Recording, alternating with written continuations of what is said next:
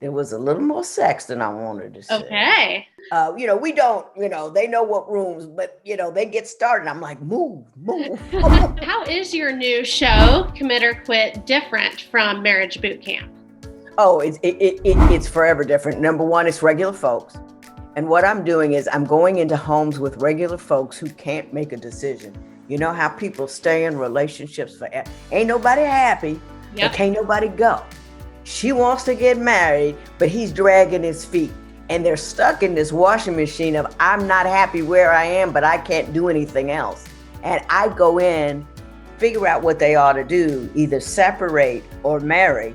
And if I decide they should go ahead and get married, I marry them on the spot, legally. So I help people get out of that stuck washing machine, unexamined relationship. I ain't happy, but I can't change. What was the most surprising thing that you saw during the surveillance footage? There was a little more sex than I wanted to say. Okay. Sexy time. Let me turn this off before I faint.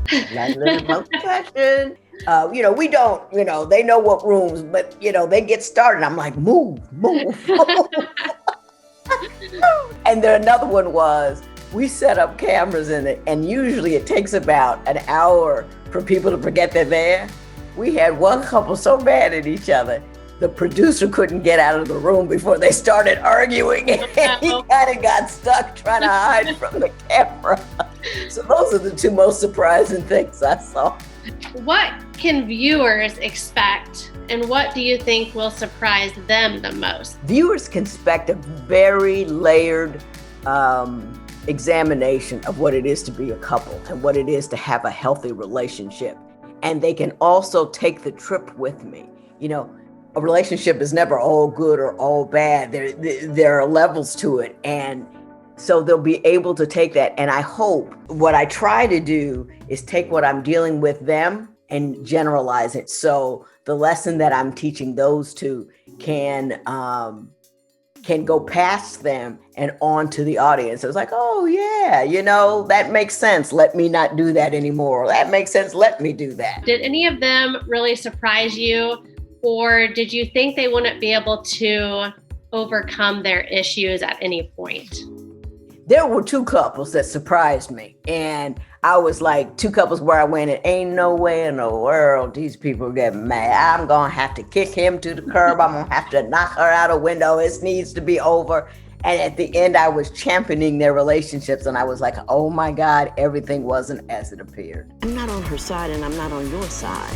I'm on the side of Black love. That, some people like out the gate, I kind of knew and my suspicions got confirmed as things went along. And there are other couples, they should stay together. No, they shouldn't. Yes, they should. No, they shouldn't. And, and I'm talking and I'm trying to, all this kind of stuff and figure out what should really happen. So it's very couple dependent. Which of the four couples challenged you the most? London and Andre. Period. End of story. London and Andre, London and Andre, London and Andre. I'm gonna take you back on that block I found you. Baby, in the suburbs, baby. That's close to the streets. The things they say. They're the ones married 6 months, correct? 6 months. And they kind of got married on a lark. They'd known each other for a while, but they're not in that context. They got each other home and had no idea. She's talking divorce. They disagree just to be disagreeing. They don't know what to do. And I'm gonna tell them. At the end, when I went in there to do my thing, I was like, we've got to decide, you know what I mean? Yeah, London and Andre. London and Andre. With the exception of Antoine, and is it Kaisha? Was that her name? Kaisha, yeah. Mm-hmm. The other three couples had quite an age gap. Do you think that had anything to do with some of their challenges? I know reading it, one of the couples that mentioned that was a challenge for them because they were kind of in different parts of their life. But it was interesting to see that 3 out of the 4 had quite a gap in age. And for 3 out of the 4, it didn't matter. Okay. You know what I mean? They had other issues that were so dramatic and meaningful. We didn't get to the age part. It's always an issue when you do have that age age gaps simply because everybody's getting ready to do something else emotionally, and sometimes it's difficult to bridge that gap. But the other issues were up here. So sparkly and shiny that you could age gap. Right. When are we gonna get there? What do you think viewers at home will be able to take away from Commit or Quit to help with their own relationships? I think the one thing that they would be able to take away is the ability to examine your relationship on different levels, because I require them to, people get stuck doing the same thing all the time, and I require them to interrupt the pattern. And the means by which I require them to interrupt the pattern can be replicated at your crib.